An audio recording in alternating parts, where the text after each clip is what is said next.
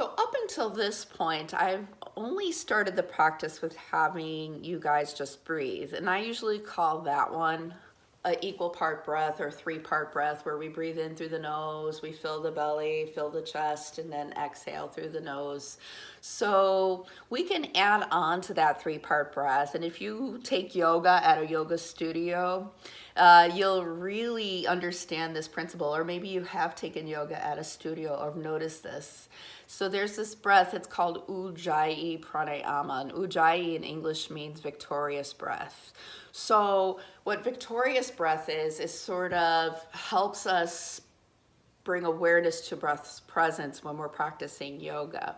Because Patanjali, if we go back and look at his sutras, he rarely mentioned anything about asana. He mentioned it in what the 8 limbs are, but he also mentioned asana in it should be practiced steady and the breath should be ease. So if we are practicing too hard or pushing ourselves too hard, we tend to hold the breath, or we tend to breathe, again, fast and shallow. So, and if we're not pushing ourselves too hard, we're breathing too easy.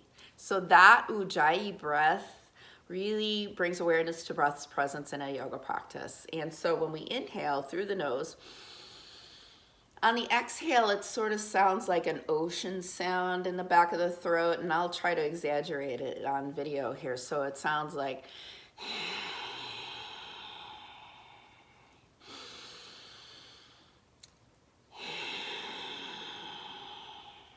so we create that resistance in the back of the throat on the exhale, and it sort of sounds like a whisper sound. It can be barely noticeable, but you should be able to hear it, and it calms your mind. So whenever anything in the back happens in the back of the throat there, going back to that vagus nerve attaches to the, it starts back there, and there's a lot of nerve endings in the glottis. That's what controls that. So when we constrict the glottis to make, or constrict in the back of the nose to make that sound, it relaxes and calms the mind and the brain waves. So it's nice when we're practicing, we inhale and exhale. Inhale, exhale. Hearing that Ujjayi breath. Now, it's not an easy one to practice at first, so I just say breathing. Who knows, when do I inhale, when do I exhale? You start to learn those things and pick up on those things the more you practice yoga. And sometimes we don't have to practice with Ujjayi whatsoever. You can just keep it that 3-part mindful breath. And we want to keep breathing in and out through the nose, because the nose warms the air. So if we breathe through the mouth, we bring in cold air into the lungs, because the throat doesn't have enough time to warm the air. Whereas if you breathe, the nose is a natural heated humidifier, and it humidifies and heats the air before it reaches your lungs. So if we breathe in through our mouth, we breathe in cold air into our lungs. It constricts the lungs.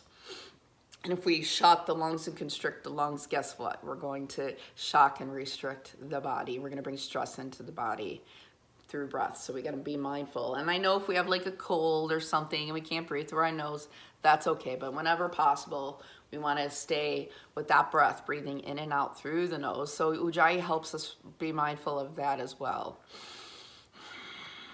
We're breathing out. So Ujjayi Pranayama, victorious breath. And if, like I said, if you go to a yoga class at a yoga studio, you'll hear a lot of people breathing that way. In a gym, maybe not so much. People are self-conscious about breathing that way, and I feel like everybody's looking at them or judging them. But it is a good breath, and it's a very, very, very common breath in yoga.